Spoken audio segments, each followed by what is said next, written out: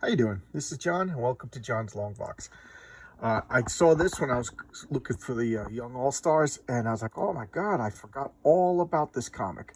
So I I, I kind of just filed it away, and then as I was driving, I have a kind of a long commute to work, and I thought more and more about it, and I said, "You know what? I guess this is the comic I'm doing." So I went back when I put the other one back in the box. I took this one out of the box, and voila, Young Heroes in Love. This is a comic that is just way down the memory hole, just super deep. But what is this? It ran for 18 issues from 1997 to 1990, and it was by Dan Raspler and Dev Madet. Dan Raspler was an artist. He did some other DC stuff that I know. He worked with John Byrne, and he curiously enough, he I didn't know this until I looked up Dan Raspler. He also designed one of my favorite board games, Space Cadets Away Missions. It's like a dungeon crawl game. So if you ever played Descent or Doom or any of those games where you take your miniatures and you move in like a variably made dungeon or whatever, and you fight monsters, it's the same thing except it's like Star Trek. It's goofing on Star Trek, and it's got its tongue firmly planted in cheek, and so it's still a dungeon crawl because that's the name of the type of game, but it's space and you're fighting the Saucermen. I think it's a really neat game. I really like it. When I was out of work a couple of years ago, I was out of work for like a good 2 months or so. I just set up that game and I played it every day, over and over and over again, and whatever. But I'm talking about Young Heroes in Love. So what do we got there? It's $1.75. Oh, look, it's a little beat up. Dan Rasper and Keith Champagne was the artist. I loved this art, and Sex, Lies, and Superpowers. So let's check it out. What is this? Warriors of Virtue. Is this a movie? I know nothing about this. Must have came and went really quick. Warriors of Virtue. Okay, your lips, your eyes, your nuclear breath vision. Okay. So the concept of this comic book is like, you know, when you and your buddies, you start a band and it's a garage band. Well, think of this as a garage band of superheroes. So it's you and your buddies all have superpowers. You start a team, but nobody's a millionaire. You know what I mean? Nobody's the genius with the government connections. So what do? You meet in your buddy's basement. So these are the characters: Thunderhead, and what a cool name, cool costume. And he's like the metal guy of the group, not metal like rock and roll metal. Just okay. Let's look at the credits. I'm getting excited. So we got Dan Rasper, writer, Dev Madden, penciler, and I don't know anything else by Dev Madden. I'm sorry. Keith Champagne, an inker. He's worked with DC before. I've seen his name on a few various titles. So Keith Champagne, I've always liked. Bill Oakley, Scott Bauman, Ruben Diaz, Frank Petarsi, editor. Young Heroes Love, created by Rasper and Madden. So I don't know anything about Dev Madden other than this, and I like that he has like a cartoony style, a light style, and it fits this comic. Like if this was Detective Comics or Batman Comics or even The Punisher, I think it would be out of place. But it really works for this comic, and it's pretty cool. So let's look. Yeah, June 1997. That's all I wrote. It was on the cover. These later issues, you don't really have to go through the indicia. So this is Thunderhead, and he's got the invulnerability, super strength. And then later on, like I said, power creep always happens. He develops electrical powers, but it just fits so well. That is such a cool name, cool concept. Really did a good job with that guy. And this is Off Ramp. He's not one of my favorite characters because I just don't like the name. I don't like the name Off, but he's the grunge guy of the group. So he's grungy and he's into cars and everything, and his car is part of his powers. And what are his powers? Well, he can make portals big enough to drive through, and the portals go to like teleportation and also time travel, but he could go like other dimensions. So he's the ultimate traveler, and it turns out that he's from like an alien race of travelers. So there you go. And this butt belongs to Monster Girl. Yes, Monster Girl was a DC comic superhero name before the Invincible took the name. Why not? It's a cool name. And she could transform into, you guessed it, monsters. But not just monsters. She could turn into animals. She could turn into humans. And she's kind of sneaky. So she only lets people know that she could turn into monsters. She could shape change.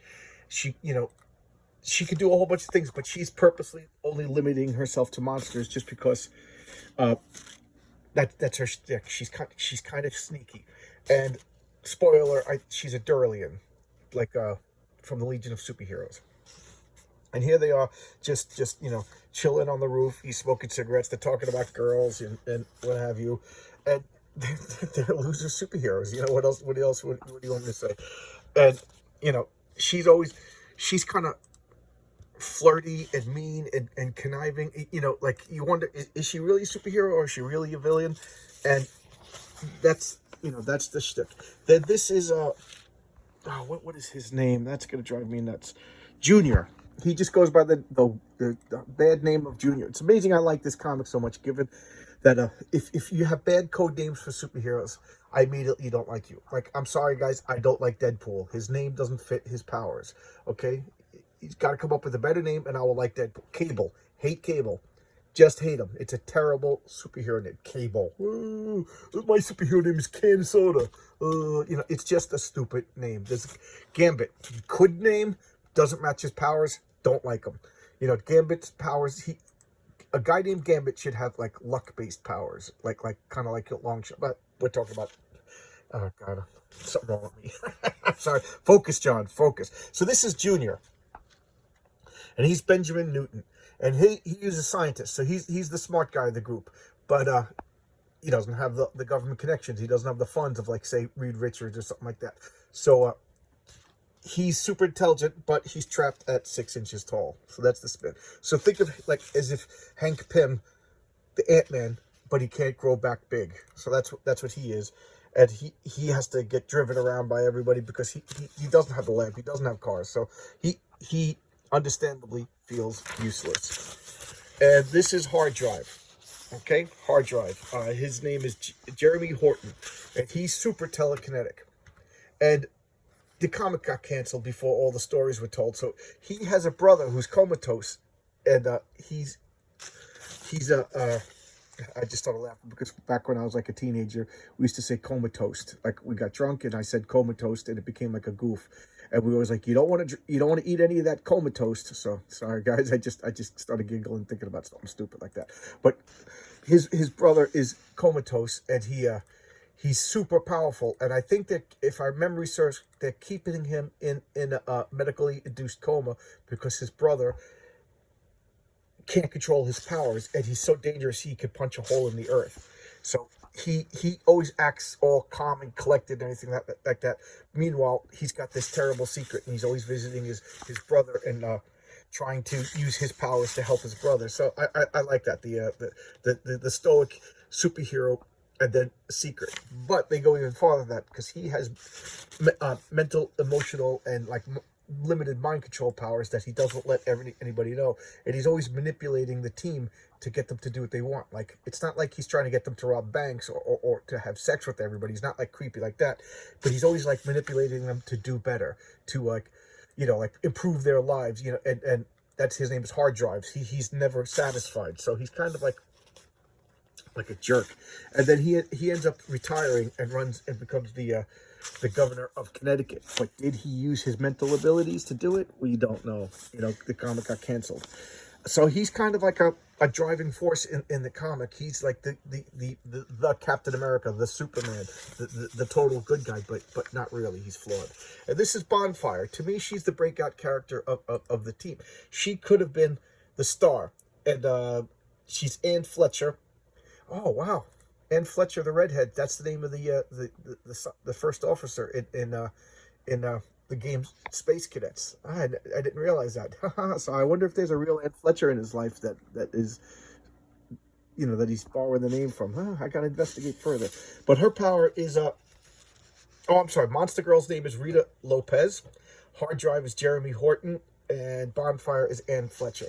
And she has, you guessed it, fire powers. Look, pretty cool costumes designs. Pretty cool, pretty solid. Hers isn't the best, but it's serviceable. And she's showing what she could do, and he's showing what he could do. He's floating above everybody. And like I said, they're loser superheroes. Think of like a Mystery Men movie. You know what I mean? Like, but not that bad. Those guys were like just beyond redemption, because it was a comedy. This is lighthearted. Okay, and they meet Junior, and they're forming the team. The team is forming Pulp Heroes. This was an event. I mentioned that before. That what was the other end? Pulp Heroes, Nightwing. Okay, they in an Aquaman annual suspense.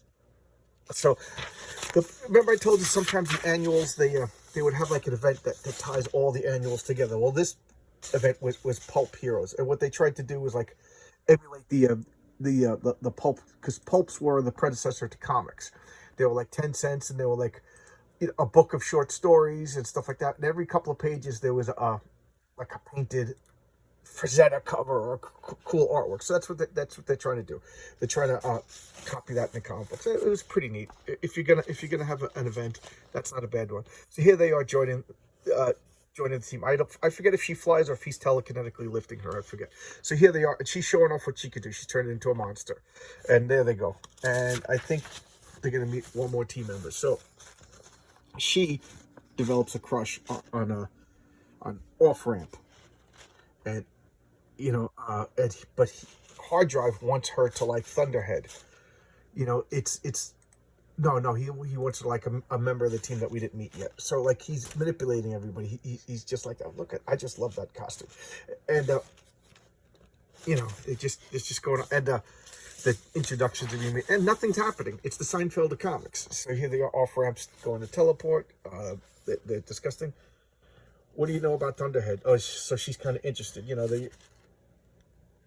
What don't I know?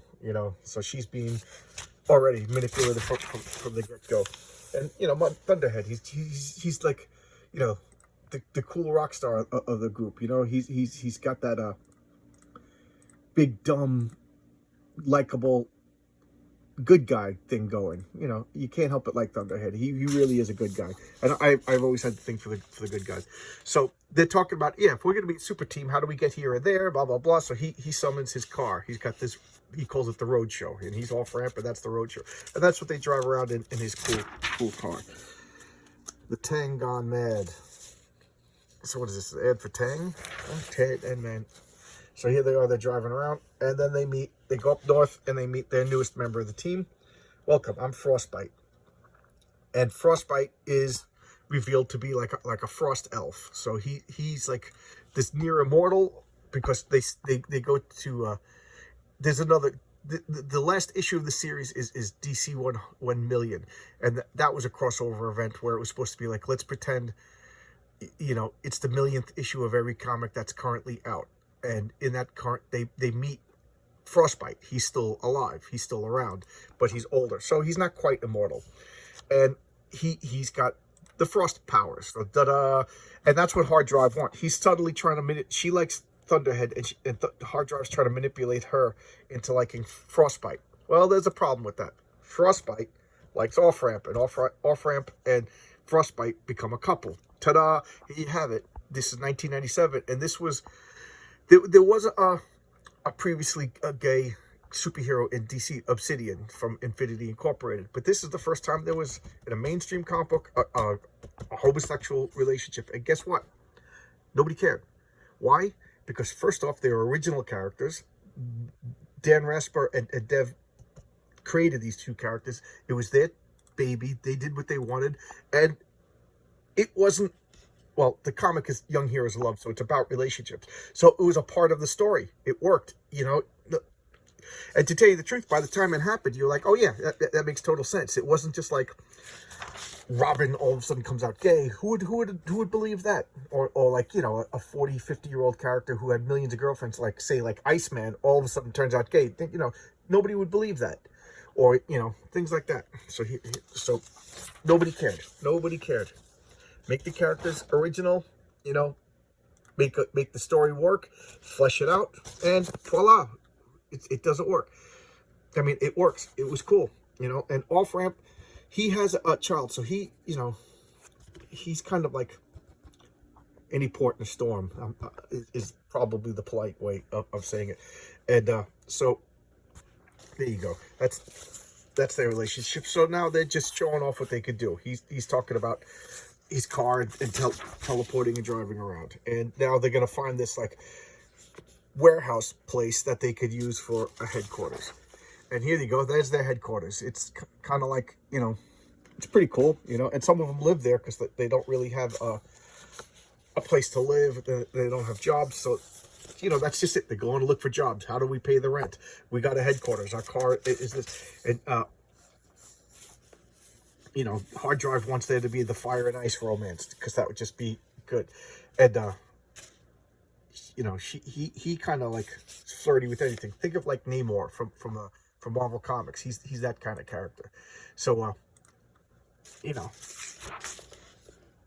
Oh, and the name of the team is the Young Heroes, and he's trying to think of their PR and stuff like that. They got a soda machine, and one of the things I really like is the conversations. You know, they have them sitting around and just talking a lot, and they're talking about like superheroes as if they were movie stars. And at this period, they already showed it in the. I always thought this was funny. They already showed it in the. Me being professional here, I would have had it queued up and ready if I was professional. But here, during this period, Superman had this blue electrical power phase, and of course they're talking about costumes. And Bonfire says Hal Jordan's Green Lantern costume is the greatest superhero costume ever because the white gloves are pure class. They're so cool. And of course, this guy's like, no, Superman's new costume is so cool, you know. Because it looks like it. He goes, don't you think it's cool? And they're all giggling and stuff like that. And then they're talking about like which superheroes they like which ones they would date. No, he looks like a player.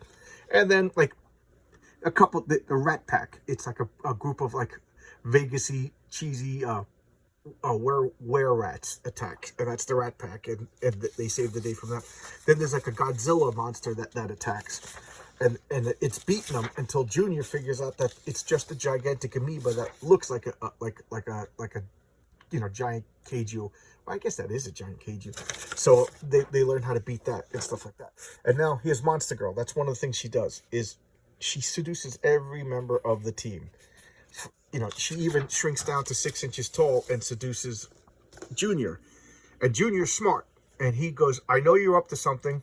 He goes, "I don't know what you're doing. I don't care what you're doing, but I'm lonely, so thank you." You know, it's like that kind of comic. To be honest, it's 18 issues, and I can't remember more than they fought the Rat Pack, they fought the giant amoeba lizard, and it's all about relationships. But I really enjoyed it. I liked it every month. I was sad to see it canceled. I remember the issue 1 million was, to me, unceremoniously the last issue. And I was like, okay, so when are they going to finish everything? When are they going to finish? Oh, it was canceled. So it was just unceremoniously canceled. As far as I know, it's never been collected. And here's what I've seen: Monster Girl and Bonfire once outside of this comic after it was canceled. There was an issue of Wonder Woman where she like summoned all the female superheroes to like some girl power moment, and they were in the group shot. They didn't have any words, and they were just drawn in the background. But Raspler and Madden owned these characters, which is odd for mainstream DC Comics at the time. You know, you normally you don't own the character, so I think, you know, the fact that they couldn't license them without permission and load sales. Maybe if DC properly owned the characters, maybe they would have had invested more money in publishing it. But what do I know? I'm not a publisher. But I did like it. I thought it was fun. I guarantee that you could get these in any back issue bin for a quarter, 50 cents or so. And if you find them, grab them. They're neat. I kind of like them. It's not great shakes. It's just like in the 90s, comics were doing really, really good. So like I said in a couple of videos, a rising tide floats all boats. So DC was able to do stuff like this, like Amazing Man and other little offbeat comics. Sometimes they work, sometimes they don't work. But I liked it. I freely admit it didn't. It didn't gain traction. They gave it 18 months, and in retrospect, maybe that's all deserved. But whatever. I liked it, and it was fun. But then again, I like comic books. I love comic books, as you can tell by this channel. So maybe I'm a little bit more willing to give a series like this more than the average person. But here I am talking you out of getting it when I when I was trying to do the opposite. Forgive me. I never claimed to be good at good at YouTube, but I do like this. It's fun. Check it out. It's worth a read. Come to my house and you could read them. But thanks a lot. I hope you enjoyed this. I like it. It's a goofy series that I enjoy, and if I ever meet Dan Raspel, I would like to talk to him about this comic and Space Cadets Away Missions, one of my favorite games. So thanks a lot. Bye-bye. And I really appreciate you taking time to watch a video about a comic book that nobody but me remembers. Same with Amazing Man. Thank you. Bye-bye.